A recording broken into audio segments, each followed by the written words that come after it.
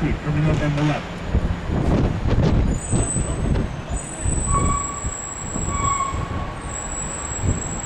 So we're going to be, we'll be going to Brooklyn, and we'll be passing through the seaport coming up.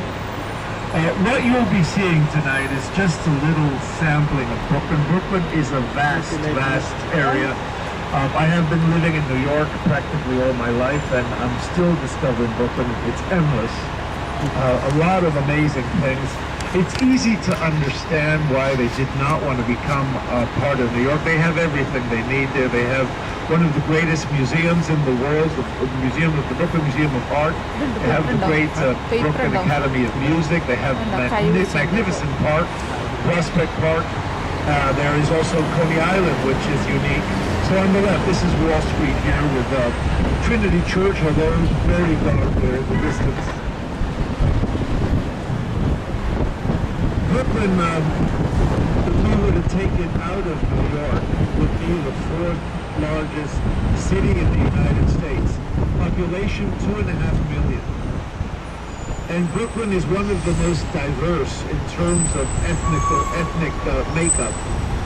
Every group you can imagine is represented in Brooklyn. And Brooklyn has changed. It's gotten even better. A lot of people might disagree, but it's very exciting, very stimulating. A lot going on in Brooklyn.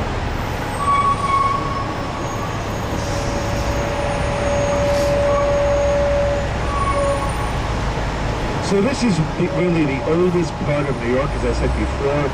Being the financial district where building big has always been a way of life. A lot of old 18th century buildings have been torn down that should have been saved, and sometimes it's been purely accidental. Last summer we lost a great old building on Pearl Street. Please hold on as you go down, careful, just hold on. Please be careful going down the stairs, please. If I can keep bundling.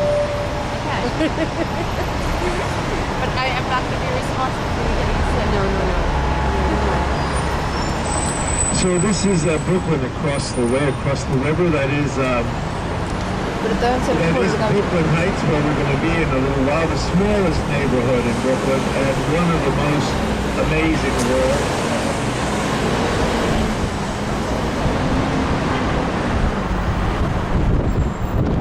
And look to the right, you're going to be seeing Governor's Island. Governor's Island, a military island until recently. Today a parks area. It's to the right here where that white building is in the distance. The parks area where you can go and enjoy bicycle riding and jogging. And if you like military architecture, they have the greatest military architecture in the New York area. So this is the seaport here with the boats that belong to the Seaport Museum. A lot going on here, restaurants and shops. There's also the bodies exhibit at the Church Market. So this is the seaport here. This is where you would catch the Brooklyn Loop during the day. The last one is at 4 o'clock, and you can come as early as 9 o'clock to do this more extended version of Brooklyn, the Brooklyn Loop.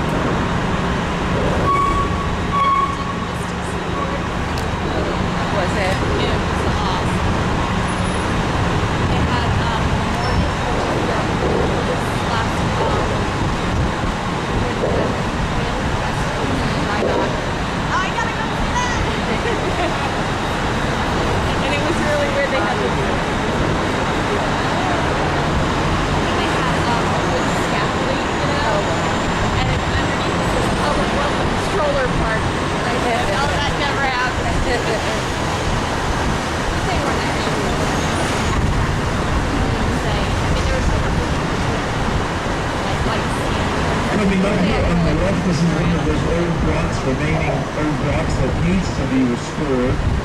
And at the end, the Paris Hotel. This is where Annie Oakley and Buffalo Bill stayed way back when in the 1870s. And coming up, this is the Brooklyn Bridge on the right. We're not going to be crossing the Brooklyn Bridge. We'll be crossing to the one next to, we'll be crossing on the down next to it, the Manhattan, and we'll have a great view of the Brooklyn Bridge as we cross. Kaya. All the way in the back is what's down. Brooklyn ba? Manhattan, Brooklyn. Bridge Manhattan. So the Manhattan, the Brooklyn Bridge is now 126 years old, designed by John Bergman, great genius from Germany, who was totally obsessed with this bridge. Unfortunately, did not get to see the completion of his masterpiece. Had an accident on the bridge and died shortly after that. His son, Washington Bergman, did manage to see it all happen, although he succumbed to the bend and spent the rest of his life on a wheelchair, supervising the project from across the road in Brooklyn Heights, along with his remarkable wife, Emily, who played a crucial role in this very complicated project of the Brooklyn Bridge, where there was a lot of negative energy, a lot of people wanted to stop it. Coming up on the left, in the distance, the building with the green on top is the Woolworth Building, the world's tallest, from 1913 until 1930. Once known as the Cathedral of Commerce. Today, a great deal of it being turned into luxury condominiums. And coming up on the right, the very tall building, the Verizon building here. On the other side of this building is an area that was once known as the Five Points. The Five Points was the worst part of New York back in the 19th century, where there was a lot of gang warfare. If you saw the movie The Gangs of New York with Leonardo DiCaprio, all of that takes place on the other side of that tall building.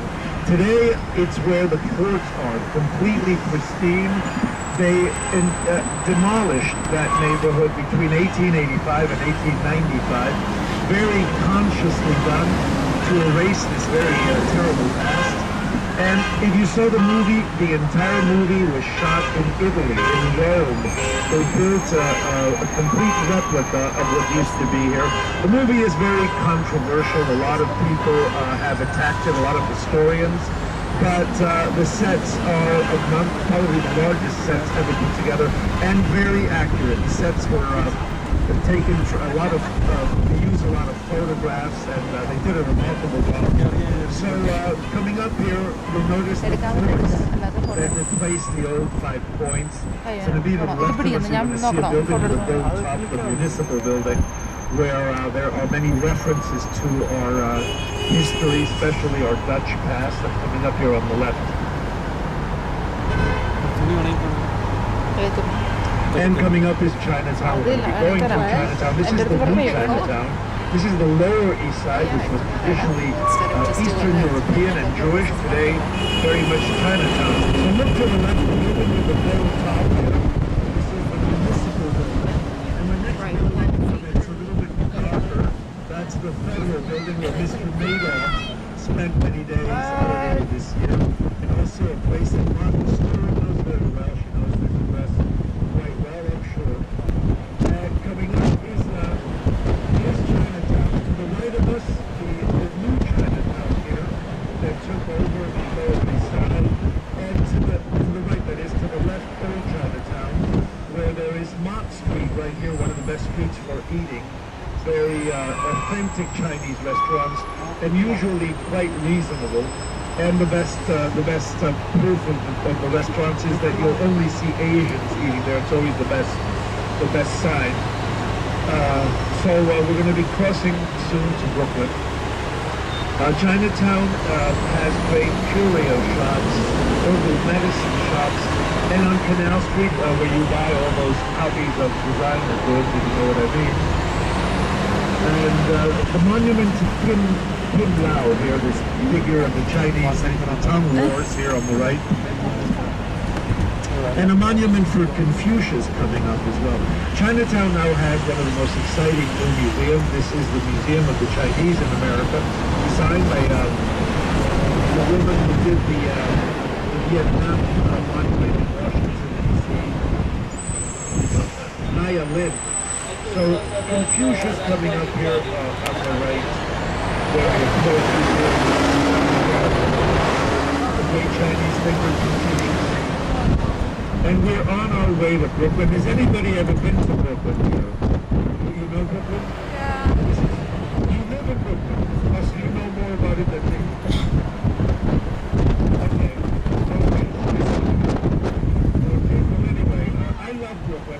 very passionate about it. I've never lived there. I would love to live there. One of the most incredible parts of the city. And it's very misunderstood. People have a vague notion about that place across the river where people have those weird accents. That's only part of it. They have their own language. They have Brooklynese. They say things like, there's a lot more to it than that. Notice this beautiful promenade, the entrance to the bridge that was designed by Career and Hastings. Nothing quite like it up the other side, except at one time there were two statues that today are in front of the Brooklyn Museum. So what do you think? You have a nice view of the Brooklyn Bridge. Now, the history of Brooklyn is very, very rich, very vast. You have to go back to the 17th century. Brooklyn was the home of the Canarsie Indians. They sold a great deal of their land to the Dutch and the Dutch harbor. They were land. So, Brooklyn was always the most Dutch areas here. The name Brooklyn comes from a word that means Brooklyn land, named after an area. And even after the Revolution, Brooklyn continued being very Dutch. One thing that a lot of people are not aware of is that the American Revolution started in Brooklyn. The first Canadian colony. And were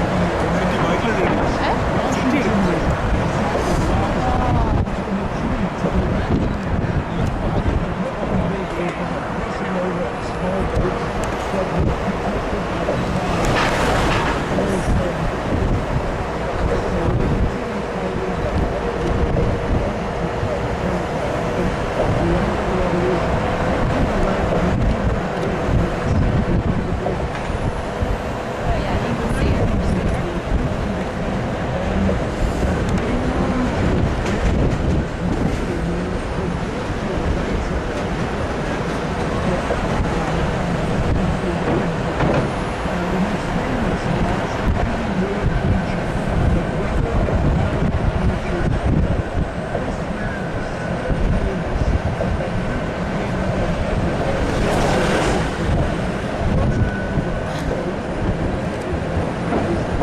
negative for the American. Washington was crossing over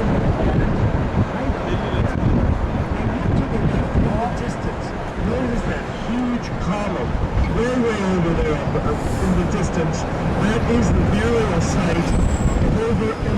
protected by the American sailors from the Revolution. Sailors who were put out to sea and to die and later retrieved bodies and put and buried in this famous Fort Greene.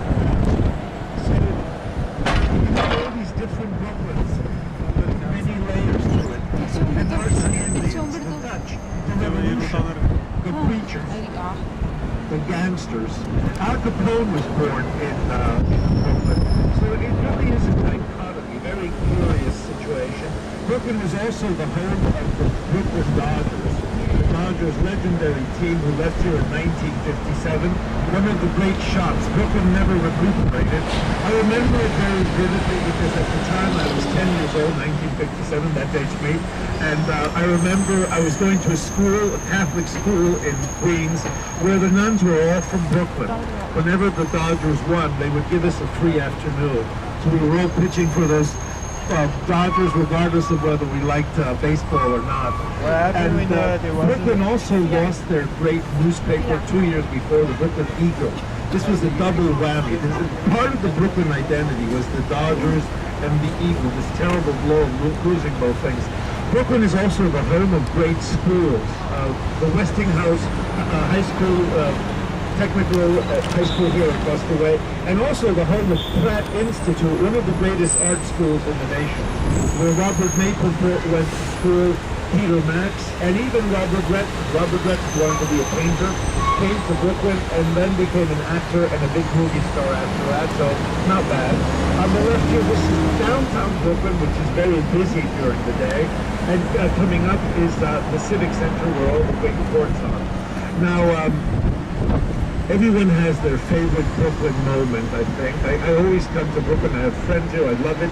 But I've been living in this country now for over half a century. That dates me once again. I only became an American citizen 2 years ago. This has to do with laziness. All my friends were telling me, you're crazy. What are you waiting for? So I finally decided to do it. And when you become a citizen, they tell you to go to a certain place to swear.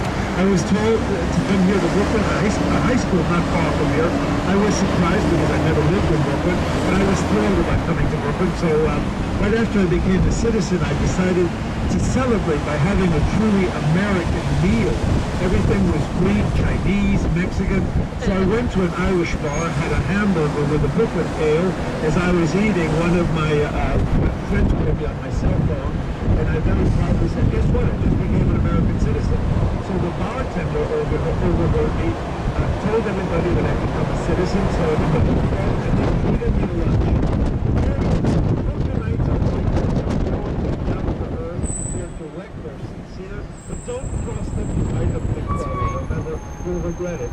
On the right here, this is the monument to World War II in the distance, this wall that should be lit up, flanked by two statues, and on the left here where the bus is the monument to Korea. So on the other side of this building is Brooklyn Heights, one of the most remarkable neighborhoods in New York, the smallest neighborhood in Brooklyn, but a place that always attracted literary giants. This is where Norman Mailer lived, Arthur Miller, Tennessee Williams, Truman Capote, William Ward, Carson McCullers, and even the very ladylike stripteaser, Gypsy Rose Lee, lived here when she was going through her writing phase when she wrote G-String Murders. That later became the movie Lady of Burlesque with Barbara Stanwyck, another Brooklynite. Barbara Stanwyck, Clara Bow, Susan Hayward, and the incomparable Mae West. All of these are Brooklyn women.